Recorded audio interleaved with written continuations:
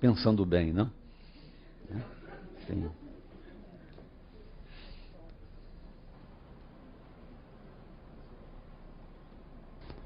Eu tenho uma pergunta, é uma curiosidade de leigo, achei muito interessante sua palestra, e me fez pensar se há algo de nossa cultura de brasileiros, entre aspas, modernos, ocidentais, etc., se há algo que venha dessa matriz indígena, ou talvez também do lado africano, que parece que o senhor explicou que também era animista, né? Uhum. Se há algo que nos distingue do moderno, ocidental, digamos, europeu, ou que seja, que tenha vindo dessa É uma boa forma pergunta. de ver Pergunta difícil a de vida responder. ou a morte, né? Difícil de responder porque eu acho que, na verdade, esse nós brasileiros é uma... Como é que chama? Por isso que eu quis dizer... eu não digo, mas é uma... eu estou falando eu mesmo. Eu falava em nós, nós e nós. E nós quem, cara pálida, né? Digamos dizer, nós europeus, mas quem é... Quantos... Como assim? Até que ponto somos europeus? Tem uns que são mais europeus que os outros, a gente sabe disso aqui. Aliás, a sociedade brasileira está inteiramente estruturada em torno de uns são mais europeus que os outros, né?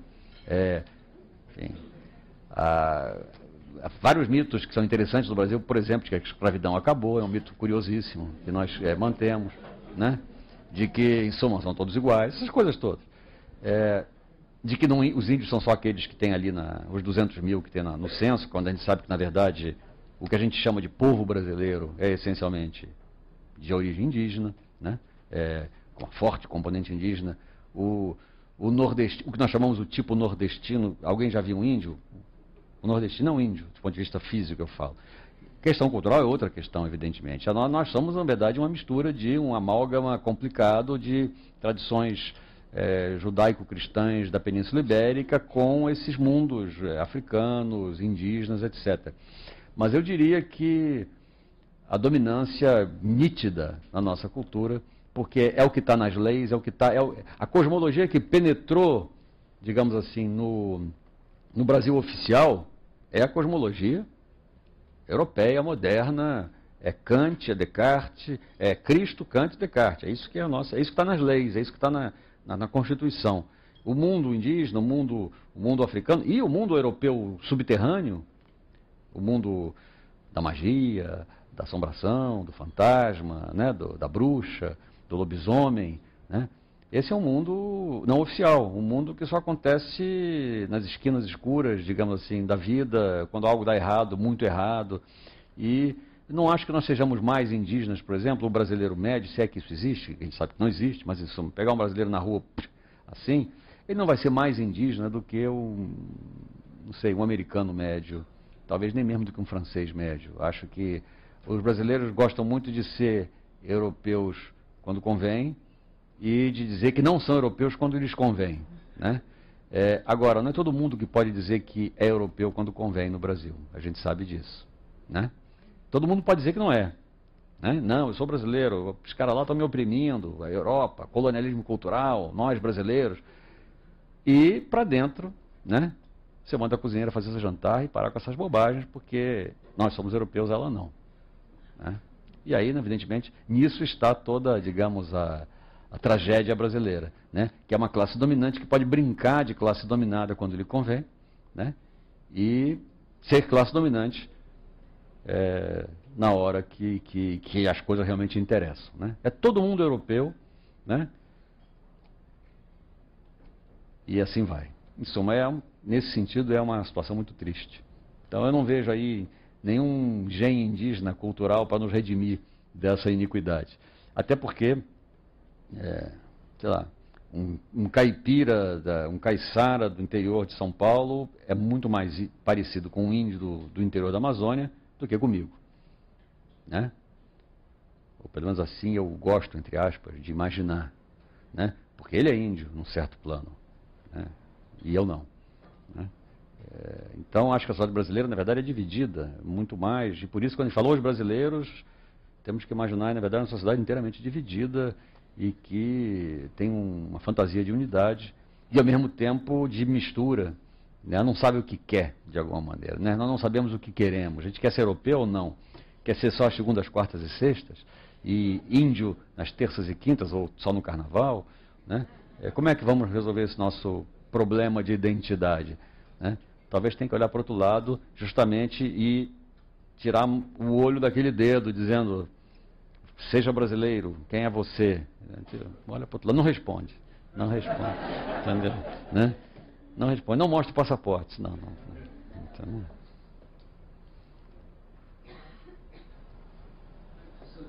acho que o senhor já respondeu a minha pergunta, mas é que o senhor começou falando sobre a delícia do antropólogo que repassa a pergunta, né?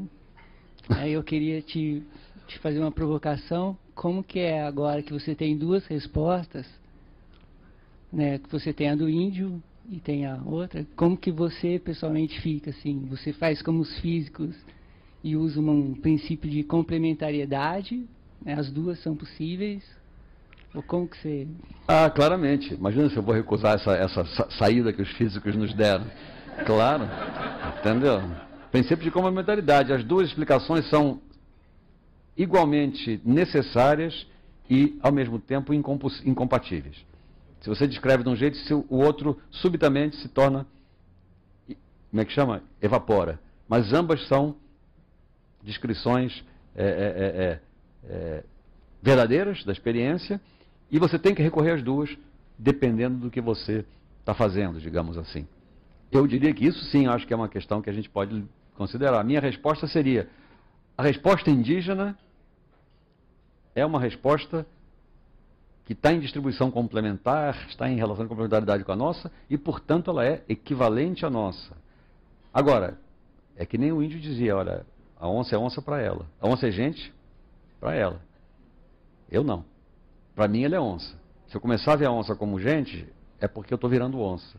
E, portanto, meus parentes vão me matar, porque não vão mais me ver como gente. Vão me ver como morto, como alguém. E, portanto, eu estou querendo dizer o seguinte, eu não prego a fantasia, vamos todos virar índios, vamos pensar como os índios.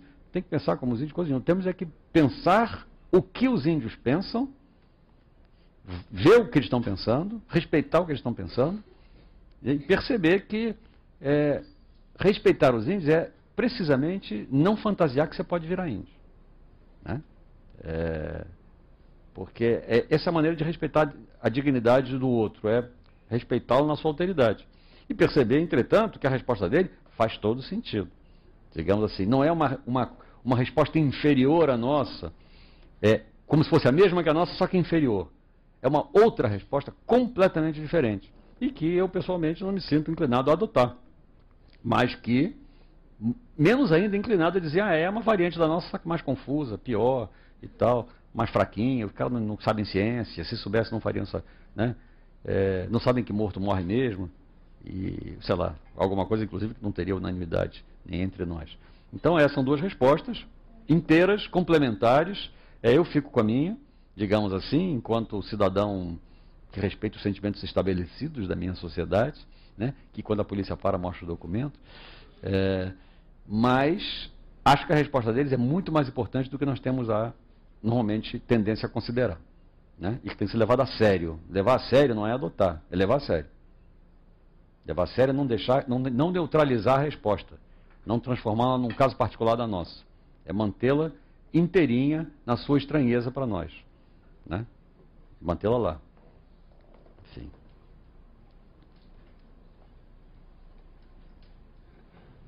Boa noite. Aqui, ó. Eu gostaria de saber sobre... Você está tratando da morte, eu gostaria de saber sobre o suicídio indígena. Porque existe, inclusive, entre crianças, entre 9 e 12 anos de idade, em algumas etnias, Guaranis, Caiovás, inclusive em Yanomamis, lá no Amazonas.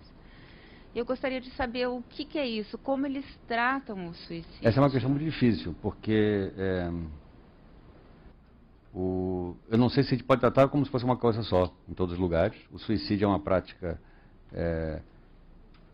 relativamente comum em algumas culturas indígenas, absolutamente ausente em outras. Então é muito difícil generalizar, falar os índios e o suicídio.